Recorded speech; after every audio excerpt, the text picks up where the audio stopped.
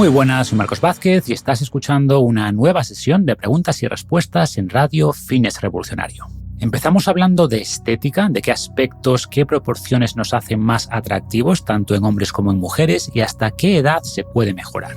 Hay una pregunta después sobre el agua hidrogenada, que está muy de moda, y veremos si realmente aporta algo o es un timo más. La siguiente consulta es sobre la mejor hora para entrenar. ¿Es mejor entrenar por la mañana o por la tarde? Veremos qué dicen los estudios. He recibido también muchas preguntas sobre un informe reciente que encontraba niveles altos de cadmio y plomo en el chocolate y veremos hasta qué punto es cierto y si debemos preocuparnos. Y por último, hay un caso de una persona que se siente culpable si no puede entrenar todos los días y hablo aquí de los peligros del perfeccionismo y del concepto de control flexible, que es muy importante para lograr mejorar nuestros hábitos a largo plazo, pero sin autocastigarnos y manteniendo una buena relación con la comida y con el ejercicio. Y tengo un anuncio importante en relación a esto, y es que en enero arranca la segunda y última edición del desafío Metamorfosis. Antes del verano hicimos la última edición del desafío anterior de 6 semanas. Para el 2024 tenemos otras cosas en cartera y queríamos hacer un último desafío Metamorfosis que incluye planes de nutrición y entrenamiento, sesiones en vivo una vez a la semana y 12 clases de teoría sobre distintos ámbitos de la salud. Además, en esta segunda edición incluimos bastantes novedades. Habrá 9 recetas nuevas en las últimas semanas, 12 sesiones de entrenamiento nuevas, 2 cada semana, un desafío incluido que llamamos Metamorfosis Estoica con 21 mini lecciones, una cada 2 días, que resumen algunos conceptos estoicos y proponen ejercicios prácticos para llevarlas a cabo. Esto ayudará a aplicar estas ideas en el día a día y especialmente a la mejora de hábitos, que es el foco del desafío Metamorfosis. Y eso no es todo, sino que además de las 10 clases sobre mejora del sueño, ayuno intermitente, planificación de menús, planificación de entrenamientos y mucho más que ya estaban en la primera edición, se incluyen 2 clases nuevas, una sobre pensamiento crítico y la otra sobre recomendaciones para mujeres embarazadas, por un lado, en cuanto a entrenamiento y nutrición, y otra para personas de más de 50 años también en estos ámbitos. Y puede sonar extraño lo de la clase de pensamiento crítico, pero en un mundo tan inundado de información contradictoria y especialmente en el ámbito de la salud, me parecía importante ofrecer algunas herramientas para poder discernir mejor información verídica de información cuestionable, vamos a decir, y por eso se incluirá también esta clase. Además, todo el material estará disponible hasta el 30 de abril, por lo que tienes mucho tiempo para revisar todo con calma. Empezamos en enero, pero ya puedes ver todo el detalle y reservar tu plaza en fitnessrevolucionario.com/metamorfosis. Repito, fitnessrevolucionario.com/metamorfosis. Y sin más, pasamos a vuestras preguntas. Hola Marcos, ante todo agradecerte por todo el contenido que subes. Llevo tiempo siguiéndote y la verdad es que nunca paro de aprender contigo. Muchas gracias. Mi pregunta va en relación con la estética. Tengo 39 años, llevo 3 yendo al gimnasio y aunque sí que es cierto que he notado una mejoría en un punto de vista estético y de fuerza, también tengo la sensación de que ya no solo que me he estancado, sino que mi cuerpo, por mucho que cambie la alimentación, por mucho que varíe los pesos y todo, mi cuerpo ya no va a dar más de sí. Me voy a quedar siempre como estoy. Entonces, ¿a qué edad realmente dejamos de tener la posibilidad de variar estéticamente nuestro cuerpo?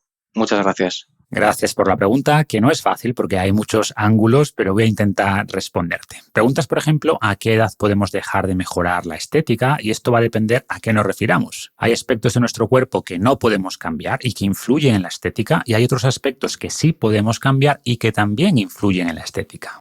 ¿Qué no podemos cambiar? Pues cosas como el tamaño de las caderas, por ejemplo, y el ratio cadera-cintura influye en la estética de la mujer, o el tamaño de la caja torácica, o dónde se insertan los tendones de los músculos en el hueso, que también influye en cómo se ve ese músculo. Todo esto viene determinado por los genes y aunque se puede cambiar su impacto estético trabajando la musculatura que rodea estas zonas, porque al final la estética depende mucho de las proporciones, hay un factor anatómico estructural que no se puede cambiar.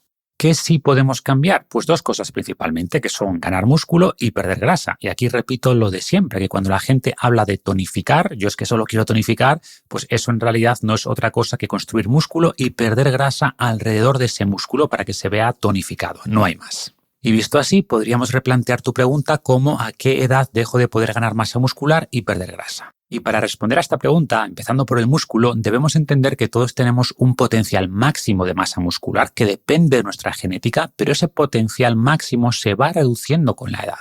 Es decir, nuestro máximo potencial a los 40 va a ser un poco más bajo que el máximo potencial a los 30 y el potencial a los 50 pues un poco más bajo que el potencial a los 40. Y por tanto, cuánto músculo podemos ganar a cierta edad va a depender de cuál es nuestro máximo potencial a esa edad y cómo de lejos estamos de él.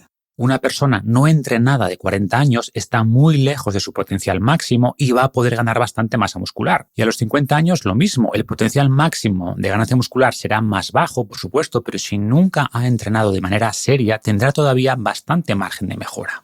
Sin embargo, una persona que haya entrenado mucho desde joven, con buena programación, haciendo todo bien, pues quizás a los 25 años esté ya muy cerca de su máximo potencial, o por simplificar, vamos a decir que ha alcanzado ese máximo potencial muscular para esa edad, pues evidentemente no va a poder mejorar más su masa muscular. Y lo único que puede hacer es seguir entrenando para que la pérdida de masa muscular con la edad sea la menor posible, ¿no? Que sería básicamente estar siempre en su máximo potencial, estar en su máximo potencial a los 30, a los 40, a los 50, pero como dije antes, el máximo potencial a los 50 va a ser más bajo que el de los 40 y así. Esta persona, por tanto, no va a poder ganar más masa muscular, pero es un caso poco frecuente y la mayoría de personas pueden ganar masa muscular a cualquier edad.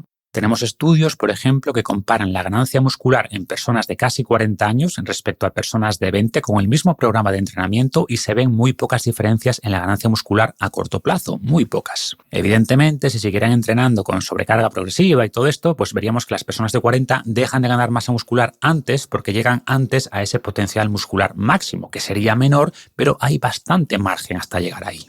Dicho esto, hay que entender también que más músculo no produce necesariamente una mejor estética. Por eso decía que la pregunta tiene muchas aristas, ¿no? O sea, lo he reducido al músculo para entendernos conceptualmente, pero una buena redistribución de ese músculo podría ayudarnos a vernos mejor sin ganar más masa muscular o incluso perdiendo masa muscular en algunas zonas. Y por ejemplo, en mis programas de barra libre para hombres o guerrera espartana para mujeres, hablo de esto y de cómo podemos modificar un poco dónde ganamos músculo para lograr un resultado más armonioso o más estético. Se habla en este contexto de la proporción áurea, el número de oro, ¿no? Como algo que aparece con frecuencia en la naturaleza y que también aportaría más belleza en el cuerpo humano y que nos dice, por ejemplo, que la circunferencia de los hombros en un hombre debería ser 1,61 veces la circunferencia de la cintura, los bíceps 2,5 veces el tamaño de la muñeca o en la mujer un ratio cintura-cadera de 0,7 se percibe como más atractivo. Y evidentemente hay muchas cosas que influyen en lo estético, estos solo son trazos gruesos, pero por dar una idea.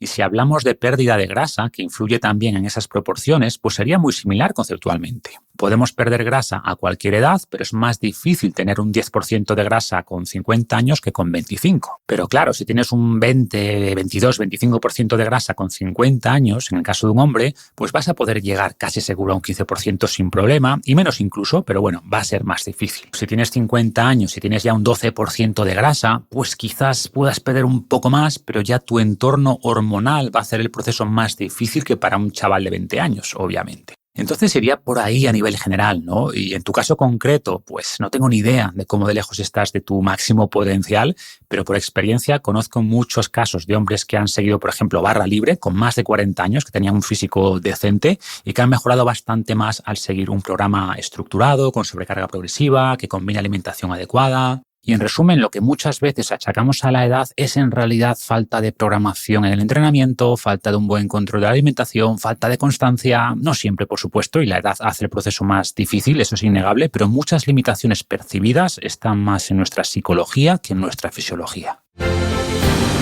Hola Marco, soy José y quería preguntar si tienes alguna opinión sobre el agua hidrogenada. A priori suena como algo súper extraño, pero lo he escuchado varias veces y no he encontrado nada al respecto en tu blog. Los que la venden defienden que puede neutralizar radicales libres, que es antioxidante, que notas como un plus de energía, muchas bondades y quería saber si hay algún estudio racional sobre esto. Gracias.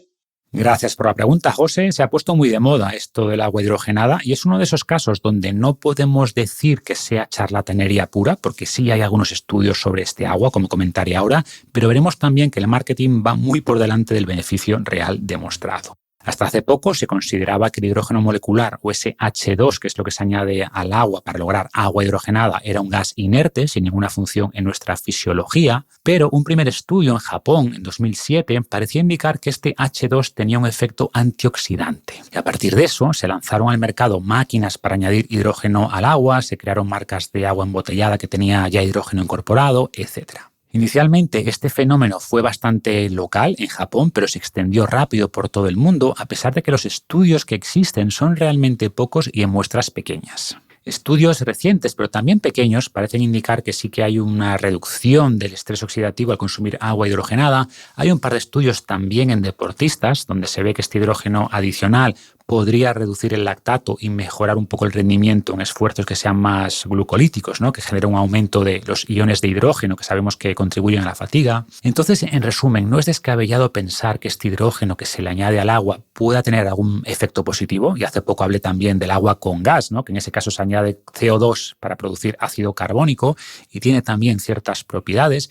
Y en el caso del agua hidrogenada, pues hay también algunos estudios con efectos positivos, como digo, pero hay que considerar dos aspectos importantes. Primero, que los estudios son todavía escasos y con muestras pequeñas, por lo que habrá que esperar que se repliquen estos estudios de manera consistente. Y segundo, que esos pequeños beneficios antioxidantes los podemos obtener comiendo alimentos como frutas, como verduras, como especias u otro montón de alimentos que aportan muchas más cosas. El agua hidrogenada es bastante más cara que el agua normal, o si la haces en casa tienes que comprar la máquina y con ese dinero puedes comprar bastante comida de calidad que va a ser más beneficiosa que el agua con hidrógeno.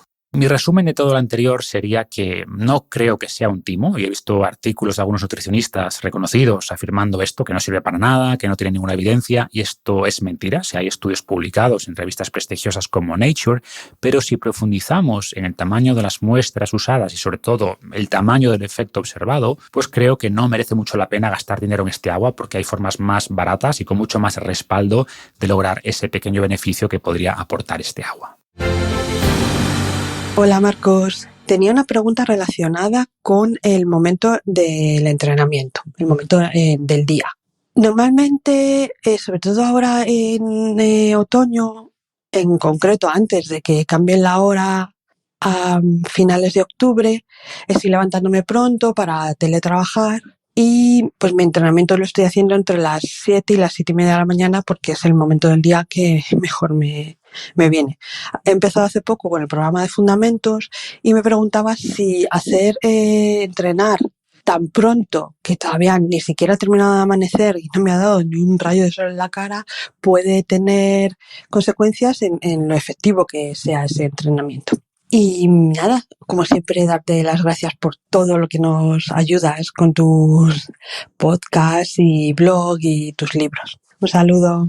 Gracias por la pregunta. Espero que te esté yendo bien con el programa Fundamentos. Y sobre tu consulta, la respuesta corta es que no hay ningún problema. Al final cada uno debe entrenar en el momento que mejor le venga o que pueda. Y si en tu caso son las 7 de la mañana, pues perfecto, hazlo ahí. Además, un beneficio de entrenar a primera hora es que ya lo has hecho, por lo que incluso si el día se complica y sale alguna emergencia en el trabajo, pues tu entrenamiento no te lo quita nadie. Sin embargo, si lo dejas para el final del día, es más probable que surja alguna cosa o que te llame una amiga para quedar o que te notes ya muy cansada porque haya sido un día duro y al final habrá más días donde finalmente no entrenes. Esta sería la respuesta corta y después podemos desarrollar un poco más la respuesta si preguntamos cuál sería la hora ideal para rendir mejor. La mayoría de estudios que existen apuntan a que en la tarde rendimos mejor físicamente debido a varios aspectos fisiológicos regulados por nuestro ritmo circadiano y uno de ellos es la temperatura. Por la noche desciende nuestra temperatura corporal que se va elevando después gradualmente hasta alcanzar su punto máximo por la tarde entre las 4 y las 6 y varios estudios indican que aquí rendimos un poco mejor o no es casualidad que se rompan muchos más récords deportivos por la tarde que por la mañana. Y sobre la pregunta del sol, es verdad que vemos en general que el ejercicio te muestra más beneficios si se realiza durante el día y lo ideal sería hacerlo una vez que haya amanecido, ¿vale? Pero la diferencia es muy pequeña. Digamos que la diferencia de entrenar cuando todavía es de noche respecto a no entrenar es enorme, a favor de entrenar, obviamente, mientras que la diferencia de entrenar antes de amanecer respecto a hacerlo después, pues puede ser un 3-4% por decir algo, es decir, que sí influye, pero muy poco. Y todo esto es a nivel general porque también tenemos distintos cronotipos, ¿no? Y un estudio del 2021 concluyó que la gente rinde mejor cuando entrena en el momento que más les apetece, lo cual es lógico. Y hay gente que le apetece más a una hora y gente que le apetece más a otra. Entonces podemos usar eso también como guía. Pero insisto, las diferencias entre entrenar y no hacerlo son enormes, mientras que las diferencias entre entrenar a una hora u a otra son pequeñas y por tanto el mensaje es sencillo: entrena cuando puedas. Hola Marcos. Bueno, en primer lugar quería darte las gracias por tu labor diaria y la pregunta que quería hacerte era que acabo de detectar que hay ciertas noticias relativamente recientes que hablan sobre ciertas marcas estadounidenses de chocolate que utilizan cacao con un alto porcentaje de metales como el cadmio o el plomo, y eso al parecer a largo plazo puede tener consecuencias nocivas para la salud. Esto me ha creado mucha disonancia porque el cacao en polvo especialmente, o también el chocolate con alto porcentaje de cacao, son alimentos que incorporo prácticamente todos los días en mi dieta y precisamente por los beneficios de los que se habla muy a menudo. Y ahora acabo de ver que su consumo diario y o excesivo puede tener consecuencias negativas. Entonces, me gustaría saber si tú has investigado sobre este tema y cuál es tu opinión al respecto, porque algunas fuentes me parecen un poco diversas y algunas incluso contradictorias y no sé hasta qué punto pueden estar sesgadas. Entonces, simplemente quería saber qué opinas tú al respecto. Muchísimas gracias por todo. Gracias por la pregunta. He hablado muchas veces sobre los beneficios del chocolate o del cacao en realidad, también de cuál es la mejor forma de consumirlo para maximizar estos beneficios. Y tengo un vídeo en mi canal de YouTube donde profundizo más en esto, que os aconsejo ver, porque no todas las variedades o presentaciones aportan los mismos beneficios, ¿vale? Pero voy a hablar del tema de la contaminación con estos metales pesados. Para los que no estén al tanto, hace unos meses se publicó un análisis en la revista Consumer Reports que encontraba cadmio y plomo en casi todas las muestras de distintos chocolates y afirmaba que en algunos casos estos niveles podrían considerarse peligrosos. El cadmio puede elevar el riesgo de cáncer y también perjudica la salud ósea y la función renal. Y por su parte, el plomo es un tóxico que afecta a la salud cardiovascular, renal y también al desarrollo cognitivo, especialmente en niños. El cadmio es un mineral que se encuentra de manera natural en la corteza de la tierra y es absorbido por el árbol del cacao y puede llegar sin duda a las semillas que se usan después para producir cacao. Algunas tierras son más ricas en cadmio que otras y por tanto puede haber bastantes diferencias en los niveles de cadmio en el cacao en función de su origen. Y para aclarar, esto no tiene nada que ver con si es de producción ecológica o no, porque el cadmio, como digo, está en la tierra y puede haber producción ecológica en tierras ricas en cadmio y producción no ecológica en tierras con poco cadmio. El plomo, sin embargo, parece que viene de la contaminación atmosférica y que llega a las semillas del cacao después de su cultivo durante el proceso de fermentación que se hace generalmente en zonas exteriores. Por suerte, la contaminación de plomo se ha reducido mucho en las últimas décadas desde que se prohibió la gasolina con plomo, pero sigue estando presente y sobre todo en países menos desarrollados, con menos regulación medioambiental, que es de donde se origina gran parte del cacao. Esto, sin embargo, no es nada nuevo, se sabe desde hace décadas, ocurre en muchos alimentos más allá del cacao, como comentaré después, y hay distintas normativas que regulan las cantidades aceptables en los alimentos. ¿Cuál es el problema? Que distintos países, o ni siquiera países, de hecho en Estados Unidos distintos estados establecen sus propias normativas y parte del problema o de la alarma viene de aquí. Para afirmar que el chocolate tenía niveles elevados de estos metales, la revista Consumer Reports tomó los datos del estado de California, que es uno de los más restrictivos del mundo, y por ejemplo, para el cadmio, la dosis máxima permitida para garantizar seguridad es 4,1 microgramos al día, que se superó en muchos casos con una porción de 30 gramos de chocolate, que es una porción generosa, un tercio de tableta prácticamente, pero no es descabellada. ¿Qué ocurre? Que muchas personas y periodistas interpretan esto como que a partir de 4,1 microgramos al día hay riesgo, de ahí la alarma,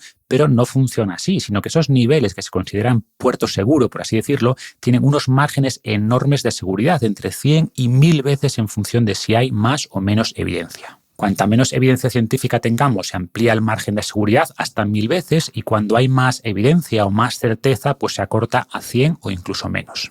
Eso quiere decir que el límite que podría ya ser realmente peligroso es 100 o hasta 1000 veces ese valor y al considerar esto ya no suena tan peligroso. Además, muchos expertos en seguridad alimentaria critican la regulación californiana por ser excesivamente precavida, lo cual en principio no me parece mal, pero tiene el problema de que genera estas alarmas por no saber interpretar esa información. También se considera bastante estricta a la Autoridad Europea de Seguridad Alimentaria, la EFSA, y esta, sin embargo, ha establecido un valor de referencia para la ingesta semanal tolerable de cadmio de 2,5 microgramos por kilo de peso. Esto significa que una persona que pese 60 kilos, por ejemplo, tendría una ingesta semanal tolerable de 150 microgramos de cadmio, que sería más de 20 al día, que es 5 veces superior a la de California. Y al considerar este valor, vemos que ya casi todos los chocolates están en niveles seguros. Y recordemos que estos niveles tienen a su vez un margen de seguridad muy amplio.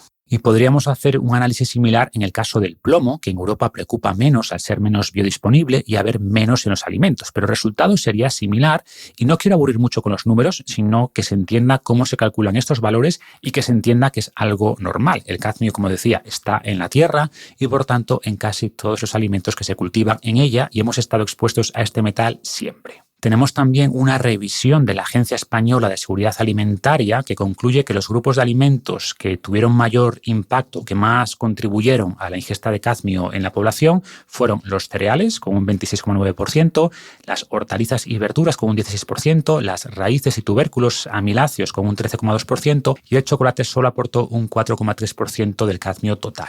Entonces, aunque es verdad que el chocolate tiene más cadmio porcentualmente que otros alimentos, su aporte de cadmio total es bajo, porque mientras que una patata pesa 200 o 300 gramos, pues de chocolate comes 20 o 30 gramos al día y por tanto su aporte total a la dieta es bajo. Además, los fabricantes de chocolate son conscientes de esto y están tomando medidas para reducir estos metales, que en el caso del plomo es bastante fácil y además cada vez hay menos plomo en la atmósfera. Es más difícil en el caso del cadmio porque depende de la tierra, ¿no? De si hay más o menos actividad volcánica y por eso los chocolates de América del Sur tienen más cadmio que los de África en general. Y eso también podría explicar por qué los chocolates de Europa tienen menos cadmio porque su origen suele ser más de África y en Estados Unidos, donde se hizo ese análisis, hay más chocolate de América del Sur. Pero en cualquier caso el mensaje general es de tranquilidad y de que los beneficios de tomar un poco de cacao al día o esos 20-30 gramos de chocolate negro son muy superiores a los posibles riesgos por estos metales.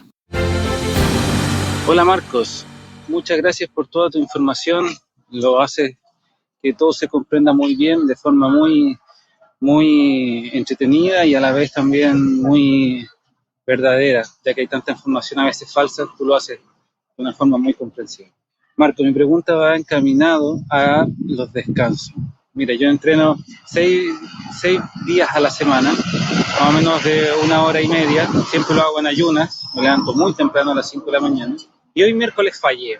Entonces me siento un poco culpable por haber fallado, trato de ser lo más disciplinado posible, pero a veces en mi cuerpo como que me pasa la cuenta. No sé si será un tema de obsesión, no lo sé. ¿Qué me recomiendas tú? ¿Será que me estoy sobreexigiendo? ¿Será que mi cuerpo me está diciendo para un poquito? Quisiera preguntarte sobre eso, porque a veces hay información que no se sabe muy bien cuál es la verdad. Si es que está bien que se entrene tanto, o si se falta un día, pasa algo. No lo sé. Eso es mi pregunta. Muchas gracias por toda tu información y mando un abrazo desde Chile. Gracias.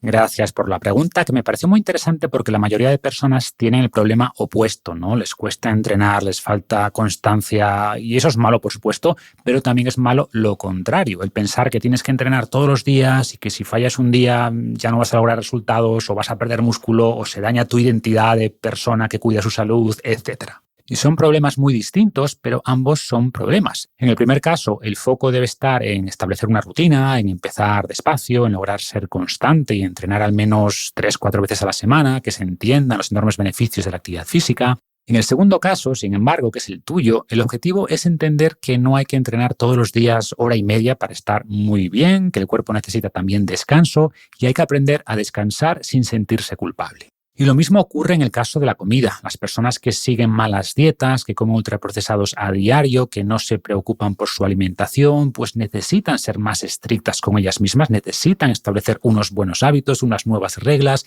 desarrollar capacidad de resistir la tentación, por así decirlo. Pero están también las personas que son excesivamente rígidas con su alimentación, que piensan que si un día se comen un donut o una palmera o echan azúcar al café, pues que van a engordar y echar todo por tierra, que se sienten culpables si se piden un postre un día, y esto también es un problema. De nuevo, es un problema distinto, pero es un problema y puede afectar la salud mental. Por esto, en el desafío Metamorfosis hacemos mucho énfasis también en la parte mental, en progresar mentalmente. Generalmente pensamos en progreso únicamente como ganar músculo o perder grasa, pero mejorar nuestra relación con la comida o nuestra relación con el ejercicio es también progreso, y te diría que es más importante. Porque la mentalidad es la base, son los cimientos de lo que estás construyendo, y si los cimientos no son sólidos, todo lo que construyas sobre ellos se derrumbará con facilidad. En psicología se habla de dos tipos de control mental, control rígido y control flexible. Las personas con control rígido son las que se marcan reglas muy estrictas, muy rígidas, y esto suele mejorar los resultados físicos a corto plazo, esa gran disciplina, pero los estudios son claros en que a largo plazo las personas que ejercen control flexible tienen mejores resultados, además de que sufren mucho menos en el proceso. Al final, la clave es la adherencia, es la constancia. Y si eres muy rígido mentalmente, demasiado perfeccionista, te vas a agobiar, te vas a culpabilizar cuando no puedas cumplir tus reglas y no vas a poder cumplirlas siempre porque la vida es así, o te vas a aislar mucho socialmente y al final es más probable que abandones y mandes todo al garete. Sin embargo, si tienes unas reglas razonables, ¿no? Cierta estructura general, buenos hábitos globales, pero te permites un capricho aquí y allá, probar un postre de vez en cuando, descansar cuando el cuerpo te lo pide, tomarte unas vacaciones sin preocuparte, pues quizá no avances tan rápido al principio, pero al ser un enfoque mucho más sostenible, terminarás logrando mejores resultados y sobre todo con menos sufrimiento mental. Dicho esto, no todo el mundo necesita la misma flexibilidad, de ahí que sea solo un concepto general y que cada uno debe adaptar y ajustar a su personalidad.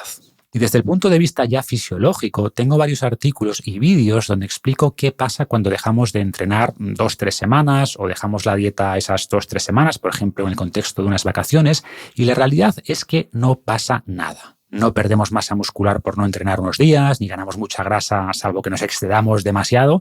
Entonces buscamos hacer las cosas bien en general, pero sin preocuparnos demasiado ni autocastigarnos por nuestros fallos porque son parte del proceso.